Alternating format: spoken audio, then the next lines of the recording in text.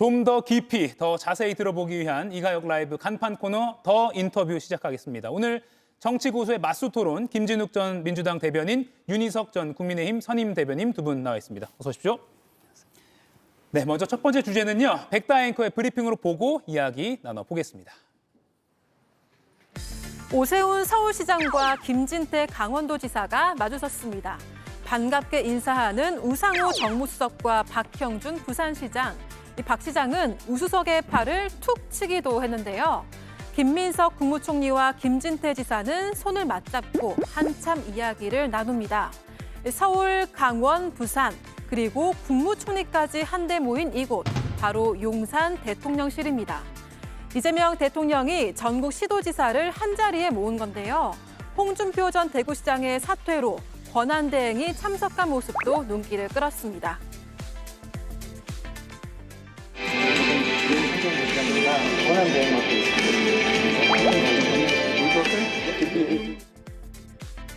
취임 후 처음으로 17개 광역단체장을 만난 이 대통령, 수도권 1극 체제를 지적했습니다.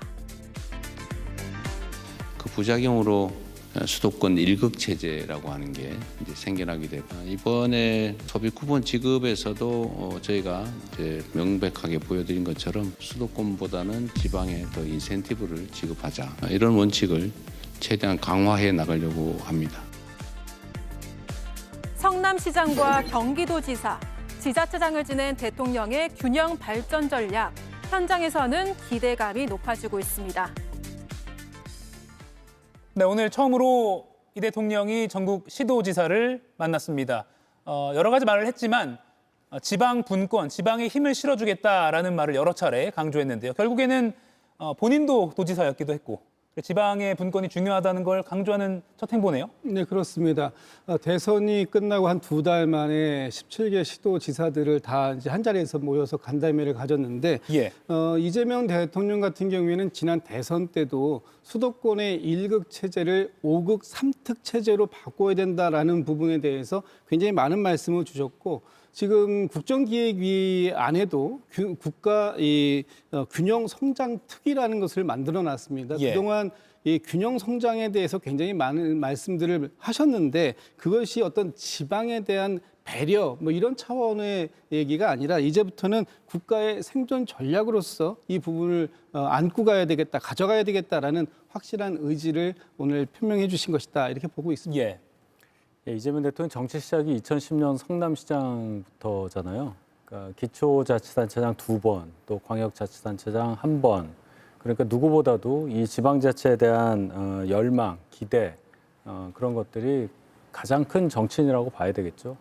취임 초부터 지방 분권을 강조하는 그런 행보에 따라서 오늘 이러한 만남이 있었다고 평가합니다. 예, 많은 취재진들이 오늘 이 자리를 좀 눈여겨본 게 혹시 또 어제 타결됐던 한미 관세 협상 관련해서 또 어떤 후일담이 나올까 이런 관심도 있었는데요.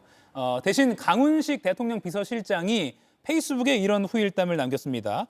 협상 타결 직전에 이 대통령이 장관들과 통화를 마친 뒤에 강 비서실장에게 제 방으로 갑시다 라면서 호출을 했고요. 역사에 죄는 짓지 말아야죠 라고 말을 했다고 합니다. 그리고 강 실장이 설명하기로는 피말리는 심정을 이 대통령이 숨겼다라고도 말을 했습니다.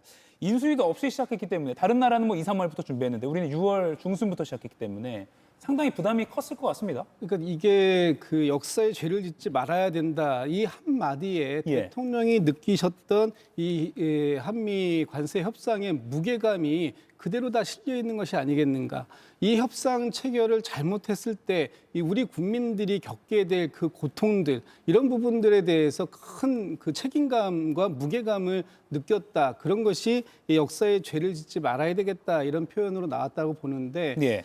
대통령께서 어제 그 정부의 고위 관계자들한테 특강을 하실 때도 그런 말씀이 있으셨어요. 굉장히 이 겉으로는 가만히 있었더니 정말 가만히처럼 보이냐.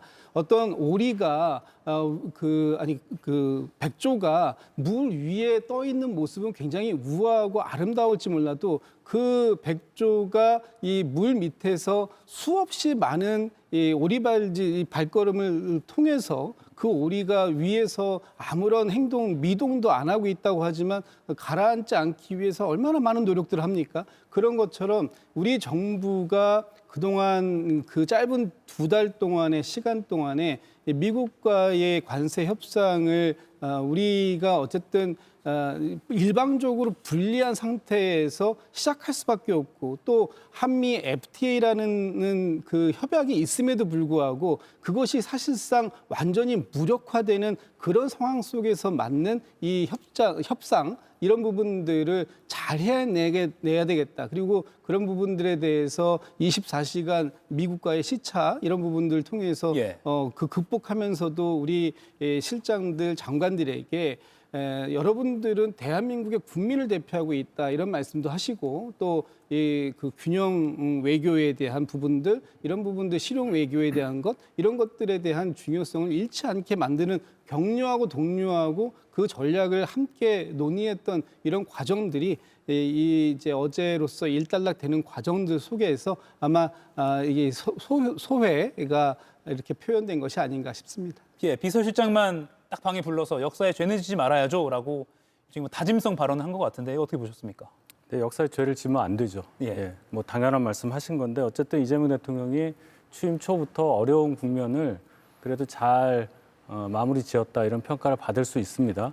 강훈식 비서실장이 확실히 그 정치인 출신이라서 이런 활동을 좀 잘 하는 것 같아요. 페이스북 활동이요. 예. 예. 원래 비서는 말이 없는데 뭐 이 정도는 국민들께서 이해하실 겁니다. 다만 과하지 않는 선에서 해주셨으면 좋겠고 예. 정권에 좀 불리한 상황도 국민들께 이런 식으로 다 속속들이 알려주실 것을 기대하겠습니다. 예. 페이스북 그 활동에 대해서까지도 한번 평가를 해주셨습니다. 그리고 어제 관세 협상 저희가 이 시간에도 자세히 다뤄들었지만 이 부분이 조금은 의문점이 나는 것으로 시청자 여러분께서도 가지고 계신 것 같습니다. 우리 정부는 쌀 쇠고기 추가 개방이 없다라고 분명히 말했는데 트럼프 미 대통령이 농산물을 전면 개방했다라는 취지로 언급을 했기 때문에 이 부분이 앞으로 좀 회색지대로 남아있는 거 아니냐라고 남아있는 것 같습니다. 그런데 저희가 방송 전에 청와대 대통령실 대변인이 공식적으로 브리핑에서 말하기로는 개방 안 된 게 확실히 맞다 이렇게 추가적으로 밝혔습니다. 대통령실이 쌀 개방 안 된 게 확실히 맞다라고 밝히긴 했습니다. 일단 어제 협상 타결 내용 트럼프 대통령은 개방했다라는 취지로 설명했기 때문에 조금 혼란이 있는 것 같습니다. 저는 뭐 혼란이라고 생각하지는 않아요. 예. 약간의 이제 어휘를 어떻게 해석하느냐의 차이인데 지금 트럼프 대통령이 농산 품목에 대해서 다 완전하게 개방이 되어 있다. 사실 우리가 지금 한미 FTA 맺고 하면서 99.7%가 개방이 되어 있습니다. 지금 미국과의 협상을 통해 가지고 이 품목이 10개 이내의 품목 정도가 약간의 지금 이제 저희가 이제 쿼터들 뭐 쌀 같은 경우는 쿼터를 하고 있고 예. 또 소고기 같은 경우는 그 수입을 제일 많이 하면서도 30개월령 이상의 부분만 일부 저희가 안 가지고 들어오는 것으로 그렇게 하고 있는데 이런 부분들에 대해서 어느 정도까지 해석의 여지에 따라서는 우린 이미 99.7%라면 거의 100%다 개방하고 있는 것이나 마찬가지다 이렇게 이제 해석할 수 있는 것이고요. 예. 또 한 가지는 지금 이 쌀이라든지 소고기 같은 경우에 이 부분에 대해서는 금방 드러나는 부분입니다. 왜냐하면은 이것이 정부가 만약에 이 부분을 국민들께 거짓으로 말씀을 드린다면 바로 이게 들어오는 품목 물량이라든지 이런 걸 보면 알 거 아니에요. 예. 그러니까 소고기 30개월령 이하로 들어오는 게 갑자기 30개월령 이상의 것이 들어온다 그러면 이게 숨겨서 가져 들어올 수 있는 상황이 되겠습니까? 전혀 그렇지 않기 때문에 정부의 발표를 믿어도 좋다. 저는 그렇게 말씀드리고 싶고 예. 오늘 수상부 장관도 정부의 이 협상 내용 그리고 정부의 발표는 우리가 발표한 것 그대로다라는 부분을 다시 한번 재확인했기 때문에 예. 이 부분에 대해서는 뭐 앞으로 향후 수입되는 내용, 그 양 이런 것들을 확인해 보시면 금방 어느 쪽 정부의 입장이 맞았는지 확인이 가능한 건데 이거 가지고 굳이 거짓말을 하고 정부가 속여야 할 이유는 전혀 없다 이런 말씀 좀 드립니다. 네. 트럼프 대통령의 이 말씀은 이렇게 고지고대로 듣는 것보다는 정치적인 의미로 많이 받아들여야 할 경우가 많다고 저는 생각합니다.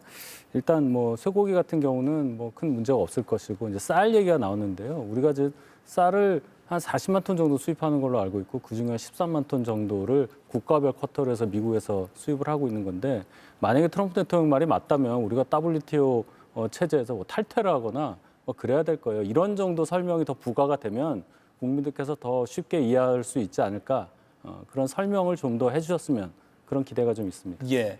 그리고 어제 마스가라고 하죠. Make American Shipbuilding Great Again. 그러니까 미국 조선업을 우리가 협력해서 같이 바로 세워주겠다. 우리 정부가 내세운 이 전략이 굉장히 잘 먹혀들었다라는 높은 평가를 받았는데 이건 아주 적재적소에 판넬까지 만들었다고 하고 네. 괜찮은 전략이라고 평가가 잘 나옵니다. 이 보수 언론, 뭐 진보 언론을 떠나서 다 그렇게 오늘 아침에도 보도가 나왔더라고요. 특히 이 마스가 프로젝트를 우리가 준비하면서 큰 판넬에 이 마스가 프로젝트가 미국에 어떤 긍정적인 영향을 미칠 것인가 하는 부분에 대해서 아주 명쾌하게 설명이 들어있는 자료까지 만들어 갔다라는 거 아니겠습니까? 그리고 여기에 투입될 예정인 한 1,500억 달러 정도의 규모 이런 부분들은 우리가 직접적으로 미국에 투자를 하는 부분이겠습니다만 이 투자가 미국의 이 이 조선업에 대한 부흥도 가져오지만 결과적으로 보면 우리 기업의 미국 진출의 기회가 그만큼 커지는 것이다. 그런 차원에서 우리의 새로운 미래 먹거리를 개발하는 측면에서도 상당히 호평받을 수 있는 그런 그 내용들을 아주 단단하게 준비해 간 것이 큰 효과를 본 것이다. 이렇게 평가할 수 있을 것 같습니다. 예. 마스가 어떻게 보셨습니까? 뭐 좋은 아이디어예요. 예. 그리고 우리가 미국에 어필할 수 있는 부분이 몇 개가 있는데 뭐 반도체도 있고 뭐 의약품도 있고 한데 그 중에 이제 조선에 관련해서 미국 배 만드는 게 지금 별로 시원치 않으니까 어필할 수 있었다는 것은 대단한 기회죠. 근데 이제 액수가 좀 크다는 거예요. 예. 1,500억 달러, 우리나라 외환 보유고가 한 4천억 달러 정도 되거든요.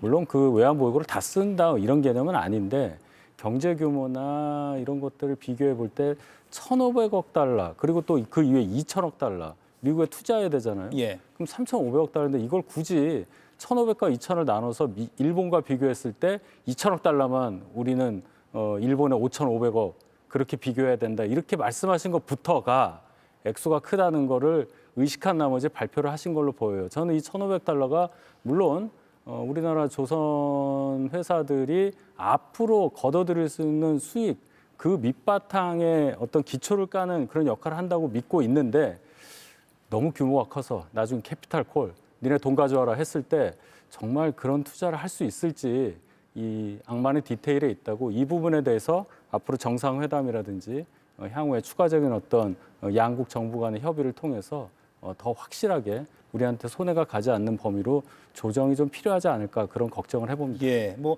김용범 정책실장이 뭐 펀드나 또 지급 보증 비중도 상당히 크다고 설명했기 때문에 이 부분도 좀 지켜봐야 될 것 같습니다. 이 한미 관세 협상 관련해서 하나만 더 여쭙고 다음 이슈로 넘어갈게요. 한미 정상회담도 어제 같이 발표가 됐습니다. 2주 내에 만나게 될 거다. 뭐 트럼프 대통령은 당장 다음 주라도 만나고 싶어한다라는 뒷얘기도 나왔는데 아직은 한미가 만나서 그날 또 추가적으로 단판이 지어야 될 숙제들이 있을 것 같다라는 관측도 나오고요. 그날 뭘 좀 숙제가 많이 남아 있죠. 예. 왜냐하면 이번에 우리나라에서는 패키지 딜이라고 해가지고 이 관세뿐만 아니라 뭐 안보와 관련된 특히 주한 미군의 주둔 비용이라든지 예. 아니면 국방비 증액 문제라든지 여러 가지 문제들을 한꺼번에 그 패키지로 묶어가지고 딜을 성사시키려고 했던 노력이 있었는데 사실 그 부분에 대해서는 이번에 저희가 원하는 대로 되지는 않았어요. 그렇기 때문에 아마도 트럼프 대통령과의 이재명 대통령이 정상회담을 할 때 반드시 그 문제는 나올 것이다. 그리고 이 문제가 처음 이번에 나오는 게 아니라 이미 트럼프 행정부 일기 때에도 주한미군 주둔 비용에 관련된 부분이 얘기가 있었고요. 그때 저희가 참 협상을 잘했기 때문에 그때도 많은 부분을 좀 올려야 된다라고 했는데 사실 그때 저희도 굉장히 한 10% 정도 안쪽으로 좀 했는데 이번에는 아마 그거보다 훨씬 더 많은 부분을 요구할 겁니다. 그리고 그 국방비 이번에 이제 나토에서 유럽의 그 국방비를 5%까지 GDP 대비로 올리는 것을 관철시켰기 때문에 아마 우리에게도 그런 부분들을 요구할 가능성 그리고 결정적으로 또 주한미군의 현대화라는 측면을 얘기하면서 주한미군이 앞으로 어떤 역할, 재배치라든지 여러 가지 문제들까지 전반적으로 얘기가 나올 가능성이 있다. 그런데 이제 지난번에 대통령께서 트럼프 대통령과의 전화 통화 때 상당히 그 어떤 친밀도를 높이고 또 골프도 같이 한번 라운딩도 했으면 좋겠다. 뭐 이런 얘기까지 했었기 때문에 이번에 모르겠습니다. 이제 지금 날짜 그리고 기간 또 그 국빈 방문인지 아니면 뭐 비즈니스 트립인지 뭐 이런 형식 이런 것들이 구체적으로 정리가 되겠습니다만 그런 가운데에서 최대한 이것도 국익을 중심으로 하고 실용적인 외교가 될 수 있도록 아마 대통령께서 다음 주에 이제 휴가 기간을 쓰시니까 그 기간 동안에 상당히 많은 구상을 좀 하시지 않을까라는 생각을 해봅니다. 조현 외교부 장관은 의제나 뭐 날짜 조율 중이다라고 밝혔습니다. 네. 이재명 대통령 트럼프 대통령 만나자마자 트럼프 대통령이 잘못 알고 있는 주한미군 규모부터 바로 잡으셔야 됩니다. 4만 명으로 계속 얘기하는데 2만 8천 명밖에 없잖아요. 예. 거기에 근거해서 미국에서 요구하는 방위비 분담 그거 관련한 숫자를 우리 쪽에 조금이라도 유리하게 하셔야 될 것 같고 안보 문제도 안보 문제지만 결국 또 관세 얘기 안 할 수가 없을 겁니다. 품목별 관세라는 게 있어요. 반도체라든지 이런 부분 분명히 우리에게 최애국대화 한다고 했지만 숫자로 우리가 갖고 와야 할 거고 철강 관련해서 50% 관세 이거는 계속 유지가 되는 걸로 보여요. 예. 그럼 우리 자동차 관세 관련해서 우리는 주로 철강을 국내에서 생산한 걸로 그 철강으로 자동차 만드니까 일본 같은 경우에 US 스틸 인수하면서 그 부분이 좀 부담이 적어졌잖아요. 예. 우리한테 더 부담이 되니까 국내 생산 철강 관련한 관세 그 부분도 꼭 짚으셨으면 그런 기대를 해봅니다. 네. 이가혁 라이브를 시청해 주셔서 고맙습니다. 이가혁 라이브는 평일 오후 5시 TV와 유튜브로 실시간으로도 함께 하실 수 있습니다.